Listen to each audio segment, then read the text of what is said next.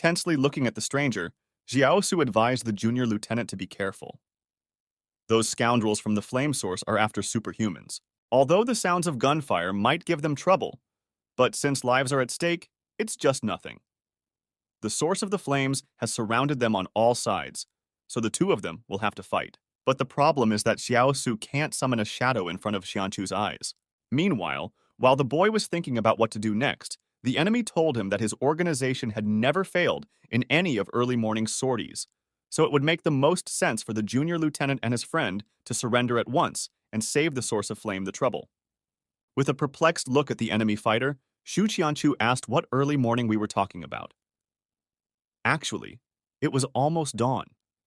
It seems that their organization's clocks are lagging behind. Laughing, the enemy marveled that the junior lieutenant had never even heard of Operation Early Morning. Unwilling to listen to the enemy's meaningless chatter, Ren Xiaosu and his former squadmate decided to attack first. Still, there were quite a few flame source soldiers gathered around them. And judging from the fact that they could determine the trajectory of the bullet at close range just by the angle of Xiaosu and Xianchu's arms, they were quite experienced soldiers. If they're all at that level, most likely they can't be defeated with guns alone. Looking at their faces, one could see that they looked very confident, apparently so much so that they weren't even in a hurry to attack. Earlier, Yan Xiaojin had said that Luo Lan was only able to thwart the flame source because it wasn't early morning. If Xiaosu wanted to escape, he might have a chance. But what would Shu Xianchu do in that case? Becoming a target to cover the junior lieutenant's retreat, the guy can't do that either. That would lead to more trouble. Trying to think of a way for him to get out of here, Ren Xiaosu saw a familiar person somewhere in the distance. A building a few hundred meters away showed the glare of a sniper rifle's scope. There could be no doubt Yan Xiaojin had come to the rescue. Putting the gun in his pocket, Xiaosu looked at the flame source men and asked what they were going to do with him and the junior lieutenant. Waving his hands, one of the fighters explained that their goal was to contribute to the survival of the entire human race. After the breakthrough in gene editing, Xiaosu and Xianchu's genes will become the ancestors for all of humanity. It is a great honor that all the people of the world will remember them. Taking out a small piece of cloth from his pocket, Ren Xiaosu wondered if all the members of Flame Source were benefiting from gene editing. The adversary immediately confirmed this by suggesting that to make history at the cost of losing freedom was a great achievement. And when Xiaosu asked what would happen if he chose freedom, the irritated Flame Source fighter explained that if the two chose freedom, they would have to pay a price they couldn't afford. Then, raising himself a white cloth above his head, Ren Xiaosu shouted that this price makes freedom more noble. As soon as the piece of cloth soared upwards along with his hand, it immediately fell down and stopped moving. This only meant that there was no wind at all in this area. Hearing the loud shot of the sniper rifle, the enemy fighter was stunned with fear. In the next second, a bullet flew into his chest at great speed, easily piercing through his body armor. Yang Xiaojin glanced at her classmate through the scope and saw him gesture to thank her for her help. It was very smart of this guy to take out a piece of white cloth and lift it up to let the sniper know what the wind speed was in that area. In fact, it was only because of him that Xiaojin was able to hit the target so accurately. Abruptly snapping out of his seat, Xiaosu told the junior lieutenant to deal with the enemy on the left. The boy himself rushed backwards, determined to lead his opponents away from Shu Xianchu. Yang Xiaojin has destroyed the enemy formation, but now it will be difficult for her to aim as the enemies are moving too fast. In this case, there is no need for Xiaos to stay on the roof and hope for help from the sniper. Forcing two of the three remaining enemy foes to follow him, the guy was finally able to use his power to the max. The junior lieutenant was now fighting on the other side of the street, so he wouldn't notice what was going to happen here. In any case, since Xiaosu can't just walk away from the problem, he'll have to kill the one who created it. This is basic wilderness logic. Standing back to back with his shadow clone, the boy noticed that one of his opponents had suddenly teleported to his back. Most surprisingly, the members of the source of flame that the guy now has to fight are still regular people, but they also have superhuman abilities. Apparently, that's what gene editing looks like. After waiting for the enemies to pounce on him, Ren Xiaosu and his shadow simultaneously rushed towards them. In one lightning-fast movement, the boy materialized a sword in his hand and finished off the enemy running at him. At the same time, the shadow clone also finished off the second enemy. Before he died, the dumbfounded flame source fighter couldn't understand how this kid had two abilities. Turning around on him, Xiaosu coldly explained that he didn't actually have two abilities, but three. Unfortunately, it would be impossible for his enemies to see the third one. While the boy was saying this, he felt danger approaching. When he turned around, he saw another enemy running at him. That bastard hid in the shadows using his superpowers, causing Xiaos to be unable to detect him. Even though the enemy's attack was quite unexpected, Ren Xiaosu wasn't going to give up and came up with an ingenious plan. Bringing the blade behind his back, he opened a portal in space and slid the blade through it. At the same moment, a sword blade came out from the other side and pierced the back of an unsuspecting flame source fighter. What kind of power is that? How did you hit me from the back while facing me? His adversary uttered in horror, glaring hopelessly at the boy. As the enemy fell dead to the ground, Xiaosu pulled out a blade from his back.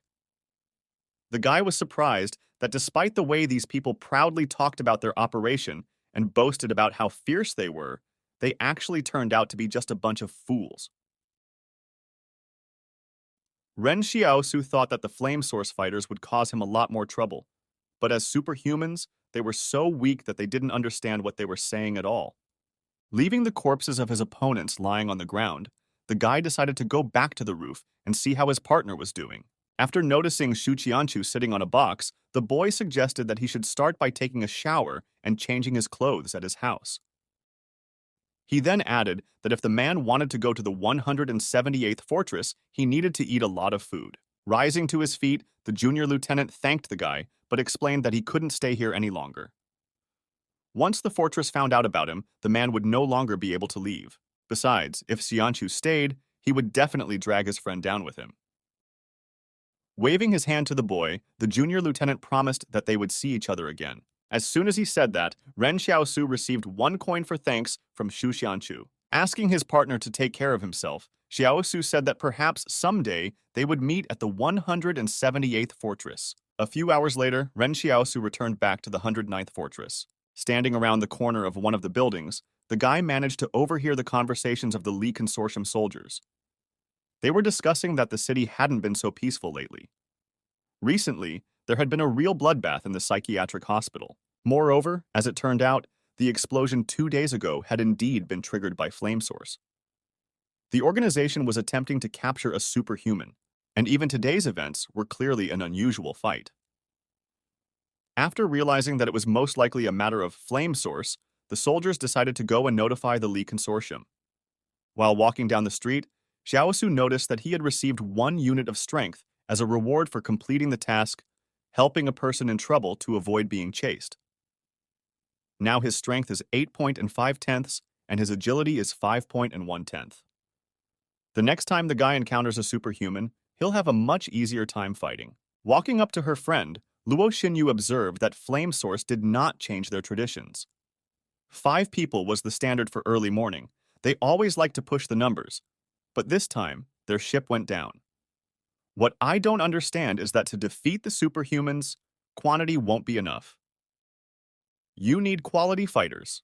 Looking out over the city streets from a tall building, the singer asked her cap-wearing girlfriend if she thought it was all a little strange. Even though Flame Source didn't send his main forces, defeating them with such ease was still amazing. This guy handled them too easily. It seems like the organization underestimated him. While adjusting her cap, Yang Xiaojin noticed that while Shu Xianchu was only facing 1 person, Ren Xiaosu was facing as many as 3. Previously, the girl thought that this boy's combat efficiency wasn't too high, and so she didn't expect him to stand up against 3 people. At first, she just wanted to open an escape route for him, but she didn't expect him to want to eliminate all the people of the flame source. Agreeing with her friend, Luo Xinyu noticed that this guy was very bloodthirsty. It wasn't hard to see that from his eyes. Whenever there was a threat, he subconsciously wanted to eliminate it. Superhumans who came from the wilderness were always more resilient than those who lived in fortresses. Sighing, Xiaojin realized that Ren Xiaosu had spent his entire life just trying to survive. This is the environment he grew up in. Hugging her friend, the singer asked her to stop making excuses for this boy. She then explained that with this guy becoming so capable, along with Chen Wudi, whose strength is unknown, their group is getting stronger and stronger. That was why Luo Xinyu asked why she and her friend shouldn't bring this bunch to the attention of the Li and Yang consortiums to keep themselves safe. Shaking her head, Xiaojin explained to the blue-haired girl that these people just wanted to live peacefully inside the fortress, and so there was no need to cause trouble for them. Smirking, the singer asked her buddy if she was defending them. Xinyu, on the other hand, simply asked and didn't mean anything by it. By the way, what's this kid's ability? Pretty impressive. The blue-haired girl inquired, spreading her hands. In response, Xiaojin said that she herself had no idea. With a smirk, Luo Xinyu lowered her glasses and remembered that these two were kind of close. Did Xiaosu really not tell her anything? He's actually her classmate.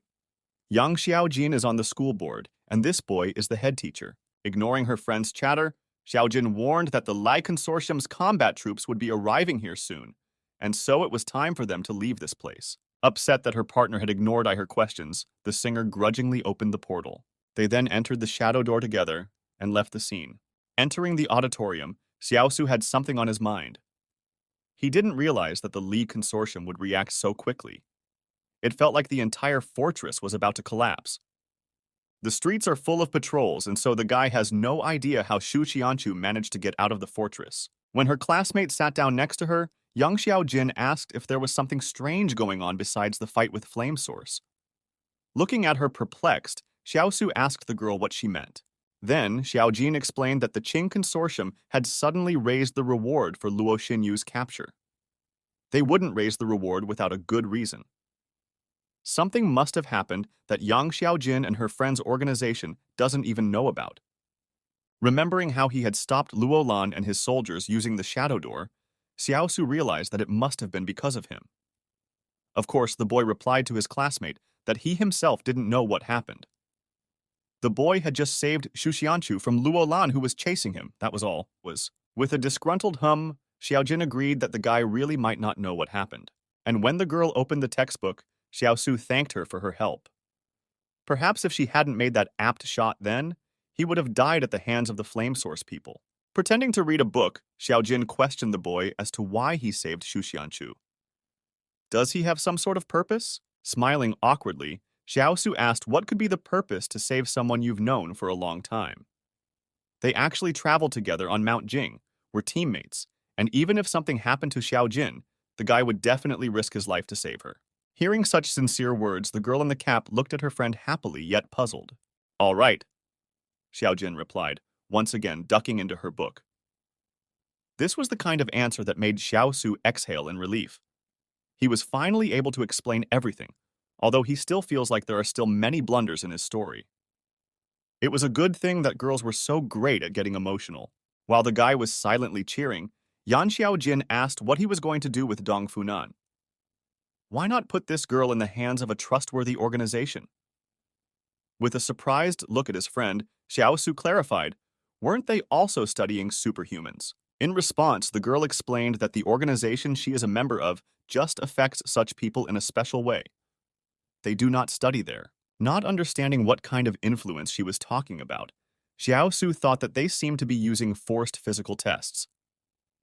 Be that as it may, the boy can't give up the hostage right now. There are still 4 whole days left to complete the mission. After weighing the pros and cons, the guy promised his classmate to give Dong Funan back, but not now, but in 4 days. Let's just say it would be a thank you for saving her. Interrupting their conversation was Zhang Wu, who entered the classroom. Standing in front of the teacher's desk, she reminded them that recently, some students wanted to know the university admission standards of the 109th Fortress. That was why the woman had just gone and asked the principal about it. Tensely looking at the teacher, all the students in the class began to listen intently. Happy that after school, there was no end to his studies, Xiaosu asked his deskmate what life was like at the university. At that time, Yang Xiaojin told me that the classes are free, but the exams are very strict. The number of students is small, and most of them continue their research with their supervisors after graduation. They say that universities used to be very free, but now they are more like research centers with fewer and fewer disciplines. There are only about 20 universities per 100+ fortresses. The professors at the universities optimize their students and organization to focus on a few areas of research. Curious, Xiaosu decided to check with the girl to see if there were any subsidies for students in such institutions. And after learning that nothing like that is provided by the university, the guy got very upset. Besides, Yang Xiaojin asked the boy not to pester university students if he wasn't going to do scientific research. She was greatly frustrated by the fact that even though she told quite a bit, Xiaosu's attention was only drawn to the payments to the students. Meanwhile, Jiang Wu began to explain what it would take to enter the university in the 109th fortress. There were only 4 subjects: math, physics, chemistry, and biology. Each subject was worth 150 points. Last year, the passing score was 560 points. That is, to enter the university, you need to score 140 points or more in each subject. At first, Xiaosu was happy that the conditions were so simple. After all, it was only the day before yesterday that he had solved the tests for the required number of points. But when he realized that he had scored 140 points in total for all the subjects, he was horrified. Looking hopefully at his friend, the boy asked how he could score 140 points in each subject. Turning away, the girl advised him to answer everything correctly, but do 2 less questions. Offended, Xiaosu turned away as well.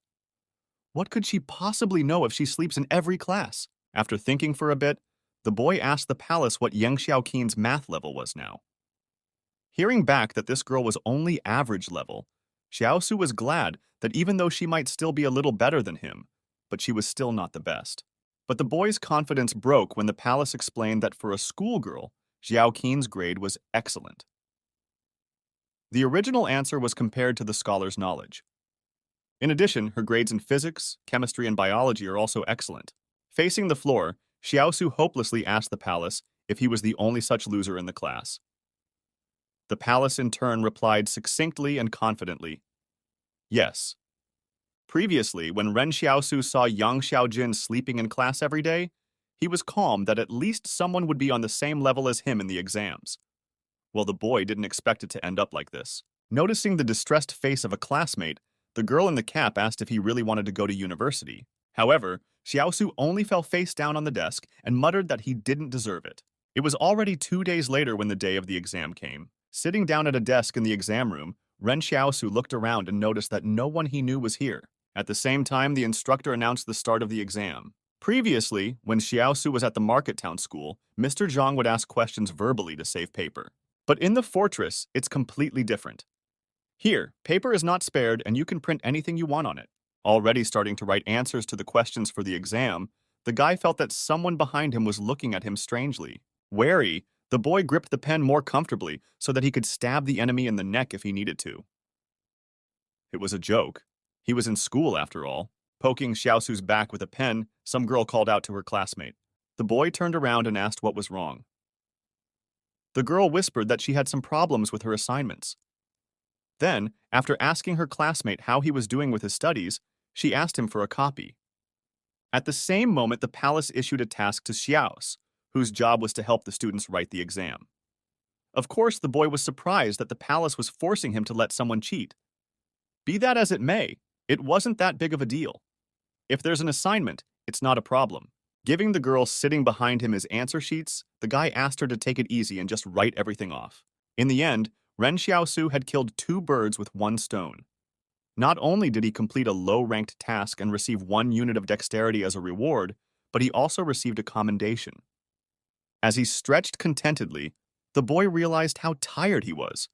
It was to be expected, though, since he had written a whole sheet of paper. Meanwhile, as he continued to copy down the answers, the girl sitting behind him was surprised that this guy had time to answer all the questions. Does he really know how to solve all this? Does he? Turning around on her, Xiaosu objected, explaining that he knew, but not everything. Furious, the classmate asked why he had let her cheat, since he didn't know anything himself. It was already evening when Ren Xiaosu was returning home with his younger brother and Wang Delong. As soon as the boy entered the store, a worried sister Xiaoyu ran up to him and told him that Uncle Wang had been taken away. Such a sudden statement greatly alarmed the lad and the others. When Xiaosu asked the girl to tell what happened, Xiaoyu explained that people from the law enforcement department came today and said that this store didn't have a license to sell medicine. They also said that the store employs doctors who also don't have a license, and so they're going to arrest the person responsible. After analyzing the situation, Xiaosu realized that apparently Uncle Wang's arrest had nothing to do with superhumans being in this place. He asked Xiaoyu's sister if the men had said anything before they left. The girl said that they had asked the shopkeeper to contact the Ministry of Law and Order when they returned. Of course, getting Uncle Wang out is the first priority, but Xiaosu can't do that until he's dealt with Luo Lan Yam. That's why the boy explained to his sister that there's no hurry for them. They still have Dong Funan, and Luo Lan will be coming to the store tonight, so the best option would be to ask him what's going on. As expected, it wasn't long before Fatty Lo pulled up here in his new car. Noticing Ren Xiaosu standing outside with his brother, Luo Lan wondered why they weren't going inside. Turning his gaze to the fatty, the guy revealed that Wang Fugui had just recently been arrested. As Lan got out of the car, he realized that it looked like he had been caught selling the medicine. Apparently, the medicine was so good that someone in the fortress wanted to appropriate it for themselves. In fact, Fatty Lo had encountered similar tricks before. First, the law enforcement department would find something to put the store and its owner out of business, and then offer to buy the formula from him. It's not over yet. These jackals will first fool Xiaosu and Fugui, and then just buy the formula for nothing. Asking his buddy to stop talking like that, Xiaosu asked if there were people from the Ching Consortium in the Ministry of Law Enforcement. After confirming this, Luo Lan said with a smile that 2 of his good comrades had been arrested 2 days ago. Noticing the puzzled expression on the boy's face, Fatty Luo laughed and asked him not to worry. He would send his regards to Lu Yuan today, and Wang Fugui would come out in the evening. With a skeptical look at the fatty, Xiaosu wondered why he wouldn't pull his men out in that case. Walking closer to the guy, Luo Lan asked him to be a little quieter and not yell so loudly. After hugging the boy in a friendly manner, the fat man explained that those morons from the Ministry of Law Enforcement didn't know who they had captured yet. You could say that those comrades of Lan's are undercover agents, but that's a secret. Xiaosu, I'm back. Suddenly came the voice of a sobbing Wang Fugui. Looking at Uncle Wang in surprise, Xiaosu asked where he had come from. Didn't the law enforcement department arrest him? Saying that he had indeed just been to the ministry, Fugui explained that he had been sent back after a sudden message from Lu Yuan. Proud of himself, Luo Lan made sure that now these fools from the Ministry of Law Enforcement would definitely recognize his reputation. After all, as expected, Lu Yuan knows what he's doing. Meanwhile, looking tensely at Fatty Luo, Xiaosu was surprised that Uncle Wang had been released so quickly. This dude didn't even have time to warn Lu Yuan. This kind of thing even made him feel uncomfortable. With a serious look at the 2 of them, Luo Lan warned that in any case, they should not let their guard down. As the saying goes, the lords of hell are good and the devils are bad. Lu Yuan is not the chief controller of the 109th Fortress. If the black medicine has interested the Li Consortium, the coming problems will be hard to deal with. After listening to Fatty Luo, Xiaosu realized that people are the same everywhere. They say that outside the walls, some rob others by threatening them with a knife, but essentially, the same thing happens in the fortress.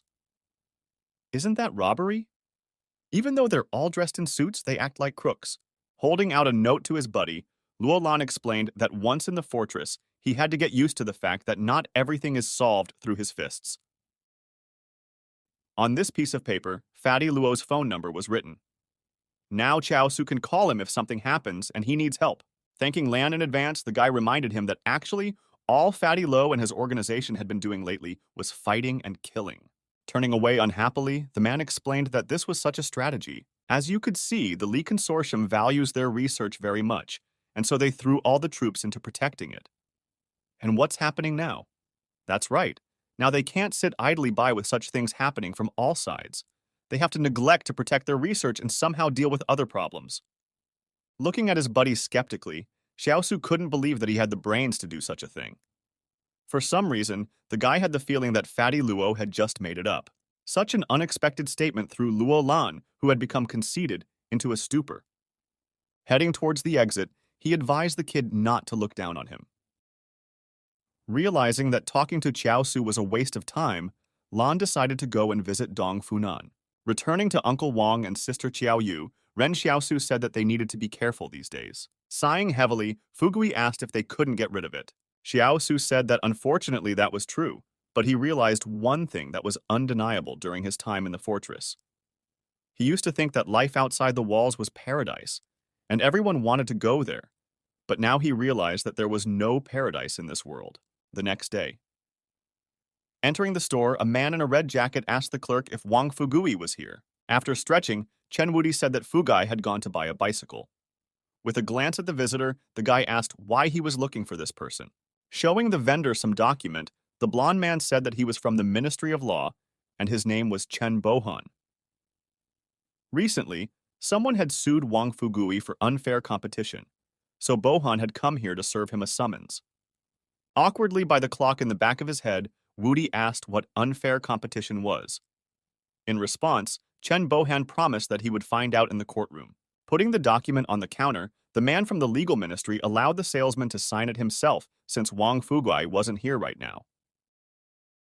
But this can only be done if this guy is the defendant's next of kin and of legal age. And when Udi said he was just Fugai's next of kin, the blond man with glasses asked about his relationship with the accused. "I'm his senior mentor, Chen the Invincible," the gray-haired guy explained, pointing a finger at himself. Enraged, Chen Bohan asked the salesman, "What other senior mentor is there? Is he taking the piss? The four of them, though not related, are like family."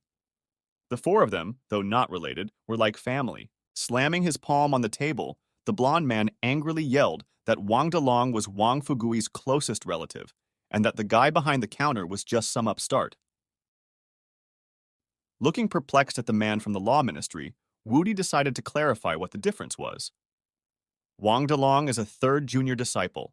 If he is the next of kin, then why isn't the senior mentor one? Hearing such ingenious deductions, Chen Bohan abruptly stopped shouting, shockedly looked at this guy. As he turned around and headed for the exit, he realized that there was no point in continuing to talk to this dude. He was talking nonsense. They'd better come back another day. Soon, Ren Xiaosu returned in the evening. Just seeing him, Fugui told how he had stopped by early this morning to check on the bicycle, and at the same time, the department officials came into the store again. Chen Wudi, in turn, added that Baji was sued for unfair competition, and people from the law ministry were asked to sign the subpoena. When Xiaosu and his group first entered the fortress, people looked at them completely differently. And when the boy and his brother entered the school, the students' parents wanted them to transfer just because they were refugees. Now, once their store became popular, someone used the laws of the fortress to deal with them. If Xiaosu is unwilling to give up the drug formula, he and his group could face jail time and the breakup of the entire family. The longer they live behind walls, the more the guy feels less comfortable here than in the wilderness. Is there really no quiet place for them in this vast world? But Ren Xiaosu has never been a deserter. Since the fortress has decided to make his life difficult with its rules, the boy will have to use his own rules to solve the problem. After thinking it over properly, the guy told Uncle Wang to take a subpoena and go to the legal department to find out who was behind all this. And when Fugui asked if they would have any problems, Xiaosu explained that the Li Consortium didn't care about that right now, then promised to take care of the rest on his own. Meanwhile, somewhere in the evening streets of the city of Fortress 109, a tall, white-haired man in a cylinder along with a little girl sit and listen to what the people at the table behind them are talking about. Rumors had already spread throughout the city that someone had killed the entire Flame Source team a few days ago. However, no one could figure out why it was done. The Flame Source has quite a few enemies, though. Just recently, they had an explosion. Perhaps someone didn't like it and decided to take revenge for it. Li Shentian immediately guessed that Ren Xiaosu must be to blame for all of this. There are indeed many superhumans in this fortress. Even so, even though the demon caster doesn't know what this guy is capable of, but he knows that Xiaosu is exceptional. Looking puzzled at the white-haired man, Lizen asked if this boy was exceptional due to the fact that he couldn't be hypnotized. Shaking his head, Shanton admitted that he hadn't even tried to hypnotize this guy. The thing is, intuition tells the demon caster that if he hypnotizes Xiaosu, he might be the one to sleep, not this boy. Of course, it's only intuition. Firmly gripping the chopsticks in her hand, Lizen asked if she should kill him in that case. However, Shanton said that there was no need to kill him. In fact, if the girl hadn't forgotten yet, they had just become friends. Plus, it's likely that Lizen won't be able to beat him. At the same time, somewhere in an abandoned city, the footsteps of Ching Consortium soldiers could be heard nearby. Without breaking formation, the armed men headed toward the place where the 7th Combat Brigade had last fought. Running up to one of the buildings, the soldiers pressed themselves against the wall while keeping their concentration and continuing to monitor the area around them. Looking around the corner, the commander saw no obstacles and ordered his subordinates to move forward.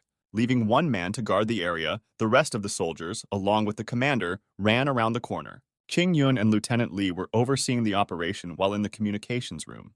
It was now confirmed that Ching Huai had died at the hands of the subjects, and there was only one name left of the 7th Combat Brigade. It would be good for Ching Yun to take this unit to increase the strength of his troops, but it was unlikely that many had managed to survive to this time. If this operation was successful, Ching Yun would be able to replace Ching Huang in the eyes of the Presidium. Things are going well now, but this ruined city is somehow quiet, which raises some suspicions. Turning to Lieutenant Li standing next to him, Yun clarified whether the 7th Brigade was here to be attacked. After confirming it, the man added that the subjects suddenly attacked the center, separated in the battlefield. They are familiar with the terrain and incredibly strong. Ordinary bullets can't kill them. That's why you should be careful with them and not let them attack again. Asking the lieutenant not to worry, Ching Yun said that he was not like Huai. He would be smarter and wait for the opponents to come out on their own. Monsters attacked the place and disappeared. According to the information, this area now belongs to the test subjects. Only thing is, where are they all? The soldiers have been walking around for hours, but they haven't encountered a single enemy. While King Yun was trying to figure out what was going on here, the unit's soldiers stumbled into a deep chasm. The combat brigade commander immediately reported that huge cracks were found on the surface, and there were visible footprints along the edges of the cracks. It is suspected that the subjects are hiding from below. Taking the microphone in his hand, Yun ordered 2 auxiliary squads to be sent to the crevice for inspection. However, the brigade commander warned his superiors that if they met the test subjects there, none of them would survive. In response to this, Ching Yun reminded that the combat squad didn't need to think, and they just had to follow the order of the supreme leader. Obeying the boss, the soldiers of the auxiliary squad began to slowly descend into the crevice. Lieutenant Li in turn watched silently, also realizing what could happen to these guys if they met the test subjects. Soon, the men of the brigade descended to the very bottom of the cleft. After looking around the location, the squad leader immediately reported that this dungeon was once a den of test subjects who had been forcibly thrown out of a huge cavern. But now there are no monsters left here. Where could they have gone? There was a small laboratory nearby. Maybe the test subjects moved some equipment in here. There are also used syringes on the floor. Taking the microphone in his hand, Ching Yun ordered his subordinates to wrap up, making sure that there were no more test subjects. But before the soldiers left, the chief asked them to take the syringes back to the 111th fortress to take samples for research. Yun wants to know what the scientists have injected into the test subjects to turn them into such monsters. A few minutes later, Fortress 111, Ginkgo Mountain, King Residence. The head of the consortium and the other chairman are seated in the meeting room again. Upon entering the room, the messenger reported that Ching Yun's team had discovered the equipment and syringes. Nodding, the old man with the monocle asked the guy to continue his report. Lowering his gaze, the indigent also narrated that King Zhen was missing. A convoy has just left the fortress. It is suspected that that is where he is. Angrily looking at the messenger, the chairman asked how they managed to miss King Zhen. He definitely had someone helping him, and so it was urgent to investigate how Zheng managed to avoid being followed.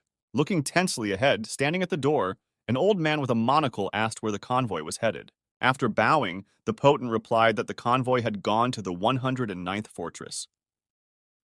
The head of the consortium immediately realized that King Zhen must have heard about the disappearance of the test subjects and had gone to the 109th fortress to rescue his brother, Luo Lan. How come he escaped to the 109th fortress without anyone catching him? Maybe there's a covert unit under his control. The most prominent shadow in this consortium fears the situation is about to spiral out of control. Just as the consortium chairman had expected, King Zhen had indeed headed to the 109th fortress. 3 days later, school number 13. Ren Xiaosu sits alone at his desk. Looking around, the guy noticed something very strange. He hadn't seen Yang Xiaojin since the final exam and still didn't know where she had gone. Had something happened in the fortress?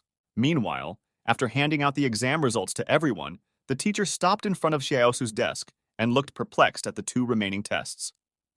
There are only 2 sheets left, one with only 40 points on it and one with 140 points on it. The problem is that both of them are signed with the name Ren Xiaosu. So which one belongs to the head teacher and which one belongs to the head of the school board? Noticing the puzzled look on the teacher's face, Xiaosu decided to help her out by coldly grabbing the test with a score of 140 points. While trying to hold the piece of paper in her hands and not give it to the boy, the teacher noticed that the handwriting was too pretty and didn't look like the handwriting of the head teacher. However, on the spreadsheet, Jong-woo noticed the inscription, Class Headmaster, Ren Xiaosu. When the teacher gave the boy the paper, she was surprised to see that it was really his work. She had no idea that he would get such a high grade. When the teacher left, the boy pensively unfolded the test. Why did Yang Xiaojin do such a thing? Did she really want to help Xiaosu to get into university? At the same time, sitting in another class, the girl who had recently cheated on Ren Xiaosu's exam realized that it would be better for her to solve everything herself. She would even score higher this way. If she ever saw this guy again, she would definitely finish him off. After learning the results of the exam, Xiaosu headed back to the store. The whole situation couldn't get out of his head. It was really strange.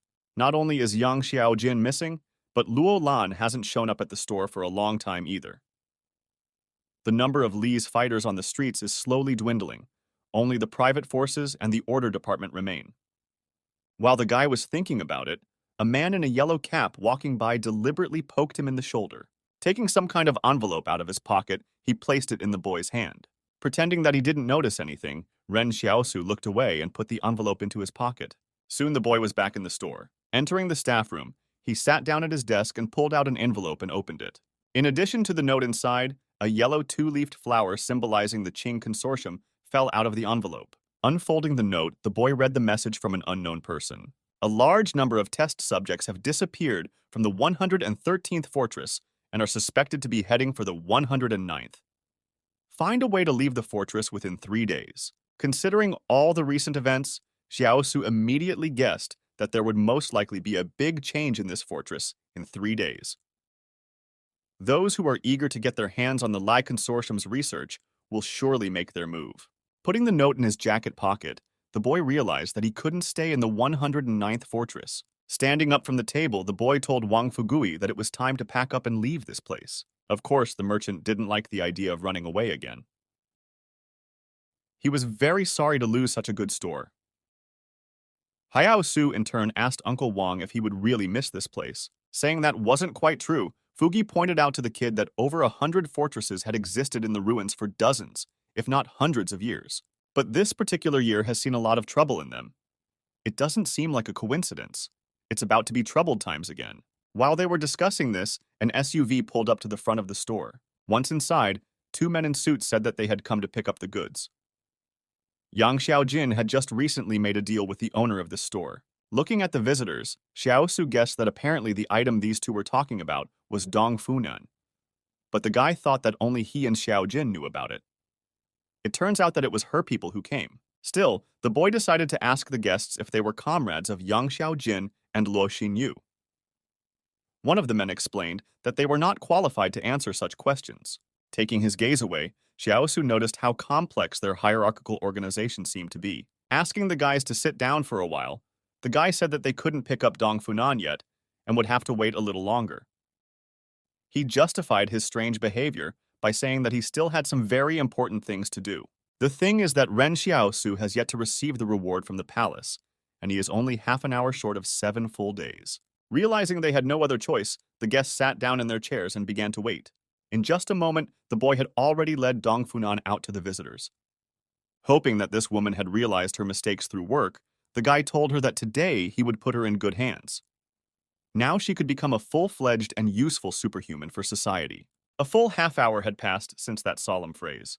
Ren Xiaosu continued to stand right in front of Dong Funan like this, making the girl and the 2 guests feel awkward.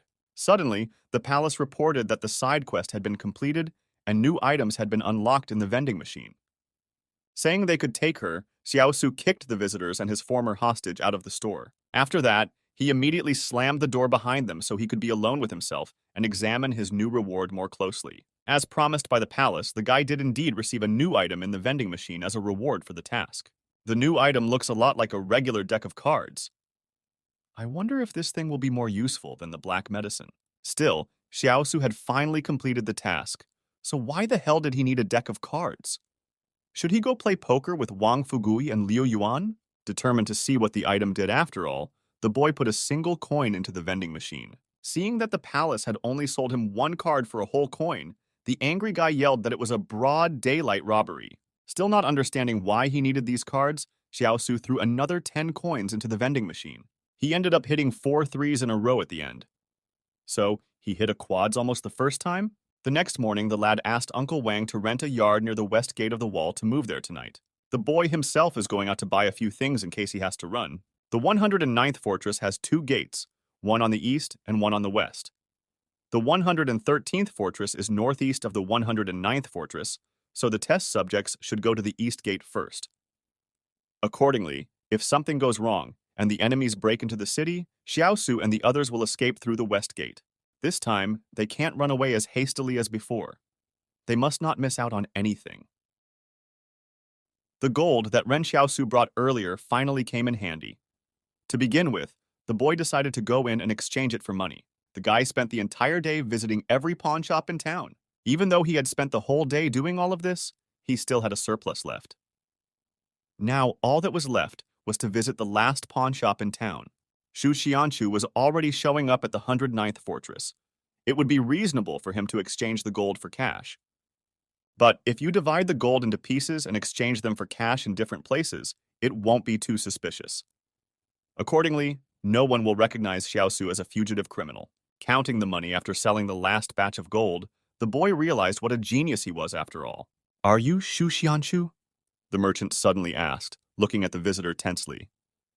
"How did you know?" the guy in the cap shouted in surprise, not believing he'd been caught in the latest pawn shop. Fortunately, Xianchu would be the one to take care of all his problems again.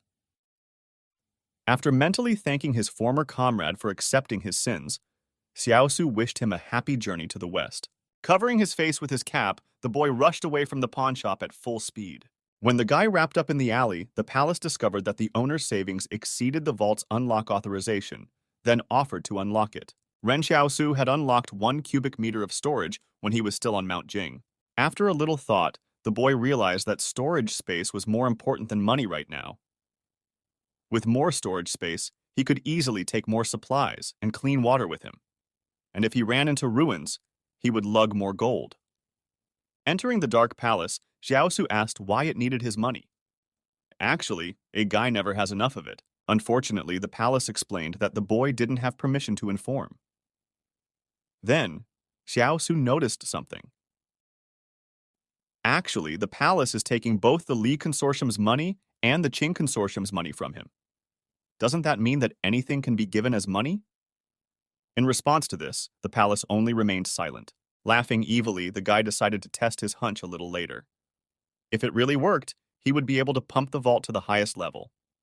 Though it was unlikely that he would be allowed to do that, after fixing his cap, Xiaosu gave the money to the palace and asked for the second level of the vault to be opened. The entire room was enveloped in thick black smoke in the same second. Looking around, the boy realized that his new vault had undergone a big change. This space was about 14 or 15 times larger than the previous one. Xiaosu then wondered how much he ended up having to pay for all of this. 280,000. The boy realized, as he clutched at his heart, that he had just lost more than half of the 430,000. Opening 1 cubic meter of space costs 20,000 cash. This time, the guy spent 280,000, and with the 1 cubic meter of space left over from last time, he expanded the vault to 15 cubic meters. Xiaosu still had another 150,000 left. It would definitely be enough to buy supplies in case of famine. Salt is expensive, sugar is even more expensive, and pressed cookies in general cost like an airplane wing. Hammer, saw, shovels, pliers. You can't do without them at all. When out in nature, always carry a smectite with you. That's it. Now Xiaosu has everything ready for a great vacation in the wastelands outside the walls. Evening came, and all the lad had to do was get to the lot in the west of the fortress that Fugui had rented today. The boy decided to get there by streetcar. The 2 girls sitting behind him were discussing how they were going to a music festival in a few days. It's so peaceful everywhere. Who would have thought that this fortress would also be under threat, and that the peaceful years of human history would end so quickly? This era is full of sadness. A short time later, west of the 109th fort, heading towards the place Wang Fugui had pointed out to him, Xiaosu noticed a familiar woman nearby. What's Teacher Jiang Wu doing here? Seeing his big brother too, Yuan told him that he had brought Teacher Jiang here. Of course, they could ignore others, but Teacher Jiang, her students, should be warned. Patting his younger brother on the head, Xiaosu said that he had done the right thing. In any case, even if they didn't have time to notify everyone, the guy would do it tomorrow. Walking over to Teacher Jiang, Ren Xiaosu told her that the fortress would most likely become unsafe tomorrow. He decided to rent this courtyard to make it easier to escape. Noticing the teacher's calmness, the boy asked if she had any questions. For example, what is the danger? Why is it worth running away from here? Smiling, Jiang Wu explained that she trusted the boy completely. She and her students had survived by following him.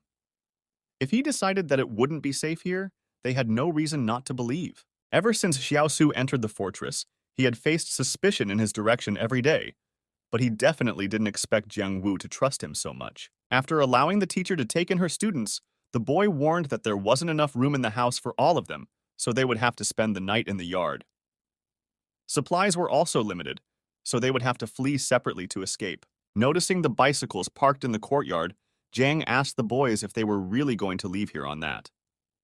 Confirming this, Xiaosu explained that it would be much faster to leave on the bikes, and most likely the teacher and her students wouldn't be able to catch up with them if they walked.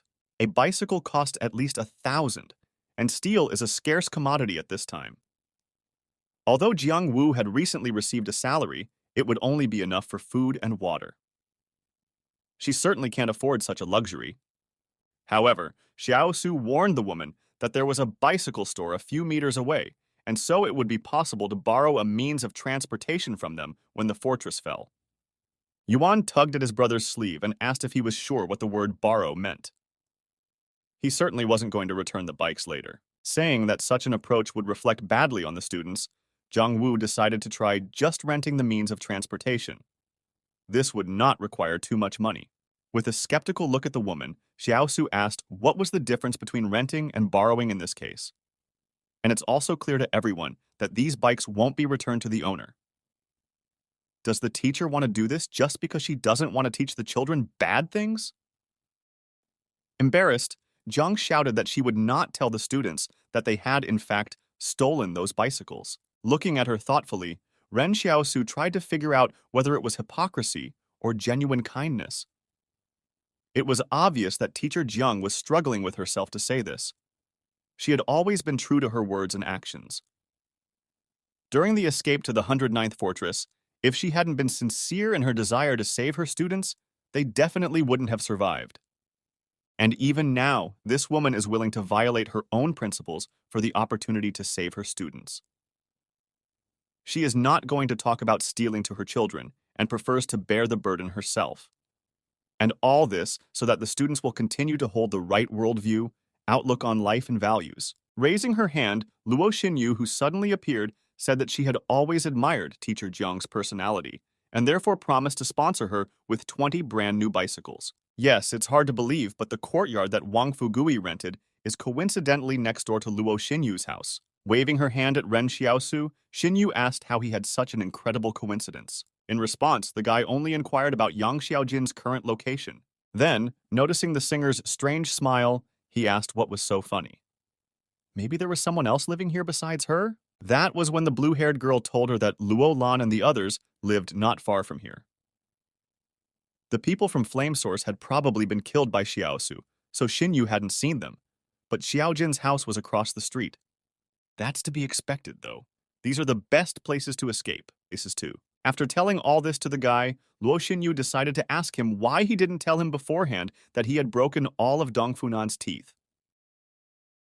Closing his eyes, Xiaosu explained that it wasn't his fault. That woman had tried to bite Chen Wudi and had broken her teeth against his skin herself. And since Dong Funan's teeth won't grow back, she'll become a vegetarian. Oh, by the way, she's a vampire. So she'll have to suck the blood of vegetarians? As it is, she'll have to change her tastes and drink cow or pig's blood to increase her strength anyway. It was night. While chewing on an apple, Xiaosu noticed that Yang Xiaojin hadn't returned for a long time, and Luo Xinyu had also gone somewhere else. He was beginning to feel that something was obviously wrong. This singer did ship bikes here, and quite quickly at that. Throwing the apple away, the boy realized that they were probably going to do it today. And if they were, where exactly? At the university? After deciding to walk around for a while, Ren Xiaosu came across a strange building surrounded by barricades. From any angle, it was clearly a military base. No wonder Luo Lannan had done so much damage since the Li Consortium had ignored him. It turns out that their troops had been stationed here all along. Noticing a strange guy in a school uniform, a man in a black jacket asked what he was doing here. Xiaosu in turn explained that this was a university building and he was doing research here. When the man pointed out that the boy didn't look like a research student, the offended Xiaosu turned away and asked why he shouldn't be. Is this guy looking down on a researcher from an elite university? Realizing that something was amiss, the man in the black jacket waved his hand at his men, asking them to come closer. Suddenly, a fragmentation grenade fell near the barricade. A cloud of dust rose from the explosion, blocking the view of the road for the Li Consortium gunners. The opponents began to fire all their weapons at Xiaos, thinking that he was the one who was going to sabotage. Not understanding where the grenade came from, the guy started dodging bullets. At the same moment, 2 trucks appeared on the road, rushing toward the university building at breakneck speed. A few trucks won't be able to break through heavily fortified barricades unless they are stuffed with bombs. As expected, just as they approached the barriers, the trucks immediately exploded. Trying to make any sense out of this confusion, Ren Xiaosu jumped away from the blasted barricades. Turning his head, he noticed the man in the black jacket pointing a gun at him. Abruptly, the boy dodged the bullet and began to run around the enemy from the side. Seeing the incredible speed of this boy, the man in the black jacket marveled that he was able to dodge several bullets in literally one dash. However, just as Xiaosu ran towards the enemy with his gun, another opponent appeared beside him. Somehow the guy hadn't noticed him before, and so his appearance came as a surprise to Xiaosu. But it was not difficult for the guy to dodge the enemy's blow, because the attacker was not a superhuman. Running behind the enemy's back, the boy caught him off guard. With a powerful fist strike on his jaw, Xiaosu instantly finished off his enemy. But after finishing off one Li Consortium fighter, the boy turned and saw that man in the black jacket aiming a gun at him. At the same instant, the enemy's head was pierced by a bullet, flying through. Just like last time, Xiaosu was again covered by a sniper sitting on a neighboring building. That sniper, as expected, turned out to be Yang Xiaojin. Taking off his cylinder, Li Shentian explained that the magic of hypnosis was that it could help victims master their own potential consciousness. Would they want to sleep until 3 in the morning, for example, and wake up exactly the same without an alarm clock? The demon caster is more than sure that all the people hypnotized by him at least once, and have heard the story of an old man who with his bare hands was able to catch a child falling from a 7-story building. All this was due to the power of his subconscious mind. The cortex of the human brain contains approximately 14 billion neurons and can store information from 5 billion books. But a person will forget in the blink of an eye what they clearly remembered a short time ago, because they will consider that information unnecessary. It is dangerous when someone can control your body and senses and you can't. That is why it is very important to be able to control your subconscious mind on your own. When you learn to do this, each of you will be able to become superhuman. No, not even so, everyone can become a god. As soon as Li Shentian explained all of this to his puppets, a loud bell rang. It's the main bell of the fortress, but why is it ringing now? Waving his hands, the demon caster announced the start of the game. Immediately after these words, all of his mesmerized puppets slowly headed towards the university building. After seeing them off with a glance, Shanton put the cylinder back on his head. Tonight, the Li Consortium's estranged son sent them a gift.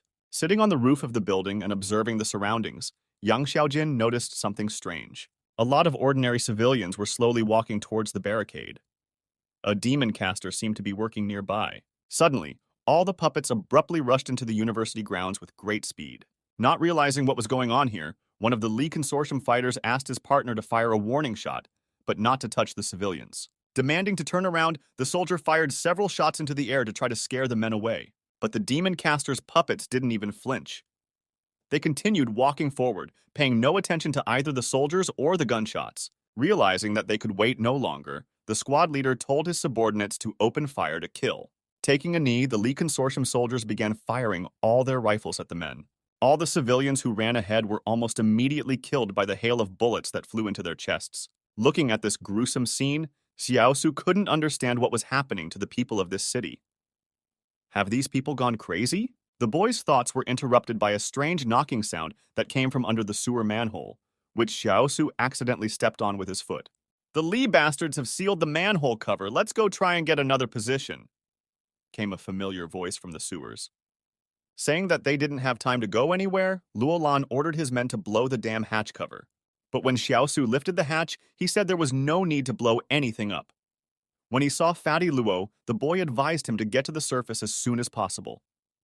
Trying to pull his stomach out of the sewer, Luo Lan was glad that the manhole cover appeared to be open.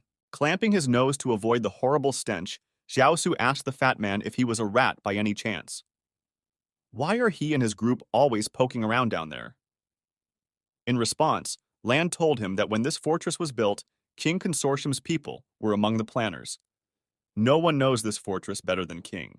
Waiting for all the soldiers to come out of the sewers, Ren Xiaosu wondered if they were also going to attack the university grounds. After confirming this, Fatty Luo explained that he was anxious to find out what kind of treasure Li had in store. Such words surprised Xiaosu.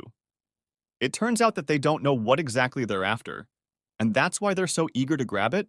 However, Lan said that he knew the general direction of the research. It might be a nanorobot, but to tell you the truth, Fatty Lo is not sure that it is nanorobots that Li's consortium is dealing with at this university, so it's safe to say he doesn't know why he's even going there. The fact is that the Li consortium has done a good job of keeping things confidential, and now everyone is just relying on guesswork. In the field of nanorobotics, the Li consortium is at the forefront of all consortia. While Ching is still in the experimental stage, Li's nanorobots could already be implemented in medicine. A few years ago, they created the first nanorobots made from DNA molecules that can spot clean blood clots.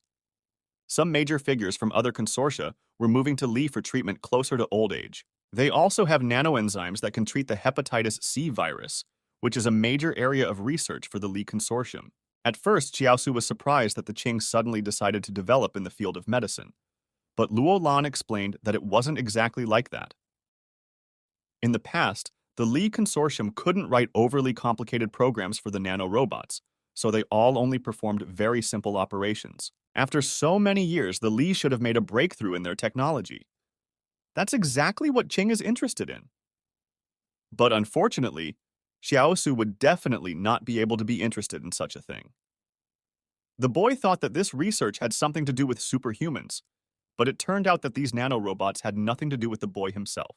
Noticing that his buddies suddenly turned around and started to walk away, Luo Lan realized that staying without his help would be a disadvantage. Asking the guy not to leave, Fatty Luo promised to pay him if he helped the Qing consortium get hold of Li's research results. But Xiaosu only suggested Lan to guess his answer if he liked guessing so much. I think so, said the fat man, looking hopefully at the boy. With a smile, Xiaosu snapped his fingers at him and suggested that his buddy try again. Trying to stop the guy, Lan recalled how he had warned him about the test subjects. Stopping, Ren Xiaosu turned around and thanked him sincerely. To be honest, this wasn't the answer Fatty Luo had expected at all. Waving his hand, Luo Lan told the boy to just forget about it since he wasn't going to help anyway. The man then warned his buddy that the subjects were experimenting on themselves, and they were probably already at a higher level, and that was already scary. Spreading his hands, Xiaosu remarked that they basically had nothing else to do but experiment on themselves. Scratching the back of his head, Fatty Luo remarked that it made sense. After saying goodbye to Lan, Ren Xiaosu wished him and his men good luck in finding the nanorobots. Walking down the street, the guy kept hearing loud sniper rifle shots. Looking at the roof of a building nearby, the boy wondered why Yang Xiaojin wouldn't stop shooting. Other than her and Luo Xinyu, are there any of their comrades in the fortress? At the same moment, some man wearing a cloak landed in front of Xiaosu. Just seeing his face, the guy immediately realized that Liu Yuan himself, the administrator of the 109th fortress, was in front of him. Moreover, it appears that Yang Xiaojin is working together with him. No wonder Xiaojin and Xinyu were able to easily obtain permanent resident statuses, and how easy it was for Yang Xiaojin to apply for admission to the school under an assumed name. Now, it finally came to Xiaosu's attention that it was this girl who had asked Liu Yuan to let Uncle Fugui go that night. If so, then Liu Yuan was exactly the person who got the guy into school. By the way, Xiaosu had always wondered why Yang Xiaojin actually went to school. That's when the realization came to the boy that he was the target of this girl. Is she really trying to pull him into their organization? While the guy was thinking about it, he saw that Xiaojin had already managed to climb onto the roof and was now standing and saluting him. Soon, Xiaosu headed back home. Only after entering the grounds did he look around the courtyard to check if everything was in place. Concernedly running up to the boy, Sister Xiao Yu asked if he was all right and what those shots were. Saying that he was fine, Xiao Su demanded that everyone get on their bikes now and prepare to ride out of the fortress. Hearing this, Fugui and Xiao Yu realized that the time had come, and this fortress was also in trouble. Well, they don't have any other choice anyway. After informing the children of what had happened, everyone soon gathered the necessary supplies and prepared to leave. The day they thought would never come had arrived. Now they would have to find a new shelter again, but who knows how long they would have to wander before they reached the next fortress. Liu Yuan interrupted the announcer's tearful speech when he noticed that his older brother was not riding a bicycle, but walking with it on his shoulder. Did he still not learn how to ride a bicycle? Enraged, Ren Xiaosu yelled that he was just afraid his bike would break down. The guy then advised his brother not to talk nonsense and move to the gate before he twisted his head off. Pet the cat.